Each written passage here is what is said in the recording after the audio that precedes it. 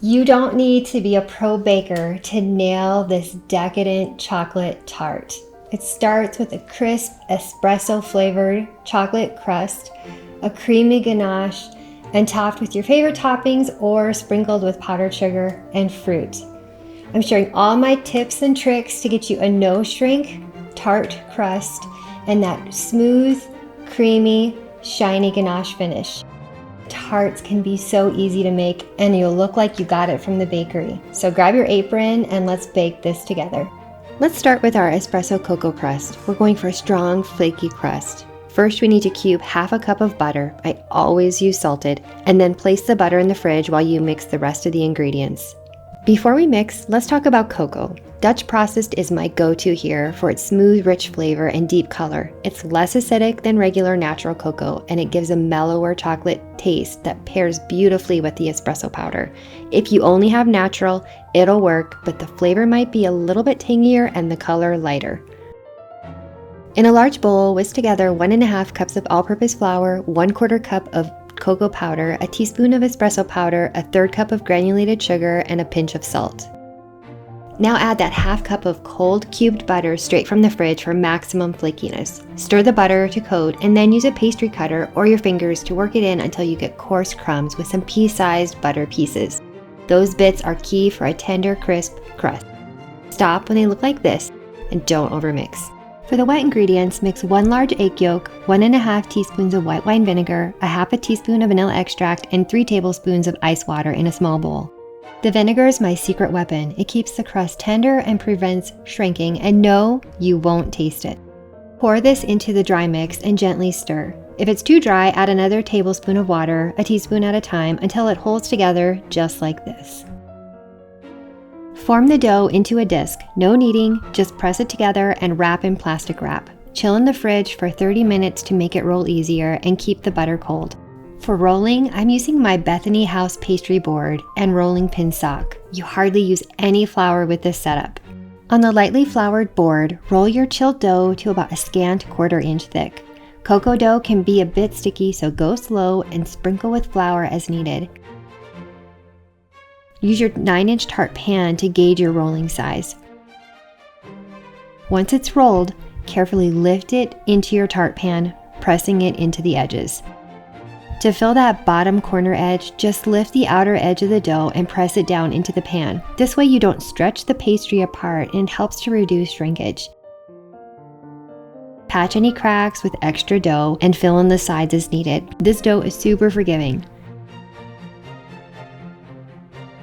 Trim the excess with a knife.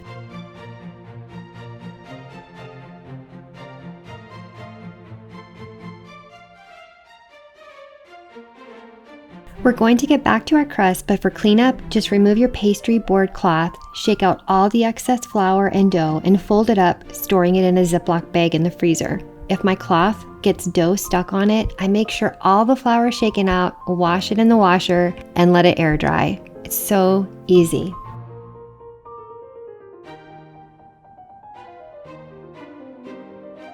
Now here's a game changer on the crust. Cover and freeze it for an hour or even up to a couple days. It locks the shape and it stops shrinking. I do this for all of my tart crusts and it works.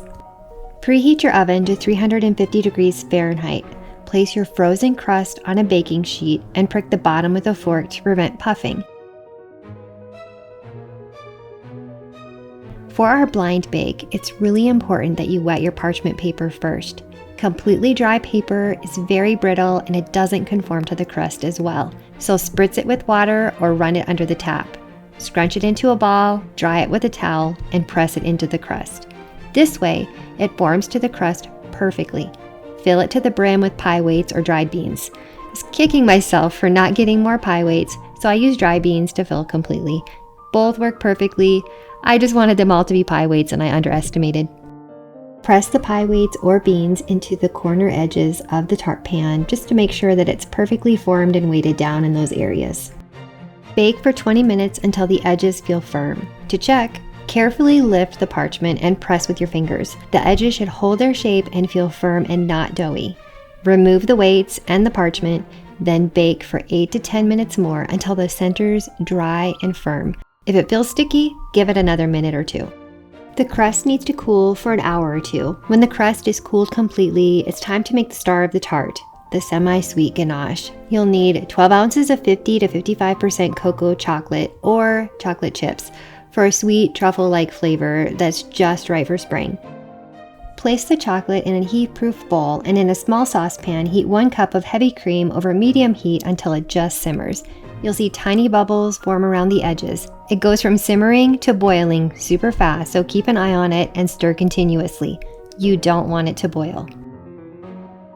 Pour the hot cream over the chocolate chips and let it sit for 1 to 2 minutes. This softens the chocolate for a smooth melt. Gently stir until completely smooth. If the chips don't melt fully, set the bowl over a double boiler and barely simmering water. Stir carefully. Add 2 tablespoons of softened butter and stir until melted. This gives that glossy shine. Add a teaspoon of vanilla extract and a pinch of sea salt, which gives a nice balance to the semi-sweet chocolate.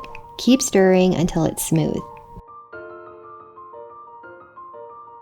With the crust still in the tart pan, pour your warm ganache in, just below the edge to avoid overflow. Smooth the top with a spatula and let it set at room temperature for 2 to 3 hours, or you can refrigerate for an hour or an hour and a half if you're eager like me. The ganache will firm up but stay creamy. We like ours colder and firmer, so we store it in the refrigerator. But now we have to wait. While it sets, let's talk garnishes. I'm going with a dusting of powdered sugar and fresh raspberries for a springtime flavor. You can also try my stabilized whipped cream for extra decadence, or you can get creative with milk chocolate shavings, a drizzle of caramel, or a sprinkle of sea salt. We love it all these ways, but what would you top it with? Wow, look at this decadent chocolate tart. That creamy ganache filling and the cocoa espresso crust. Oh my goodness, this is pure heaven. If you're a chocolate lover or know a chocolate lover, you've got to make this. It's perfect for spring gatherings or anything special coming up, like Mother's Day. So if you have a dessert lover, you should definitely make this. I hope you guys love this as much as we do, and let me know in the comments if you tried it. Thanks for joining me, friends. I'll see you next time. And it's time for me to dig in.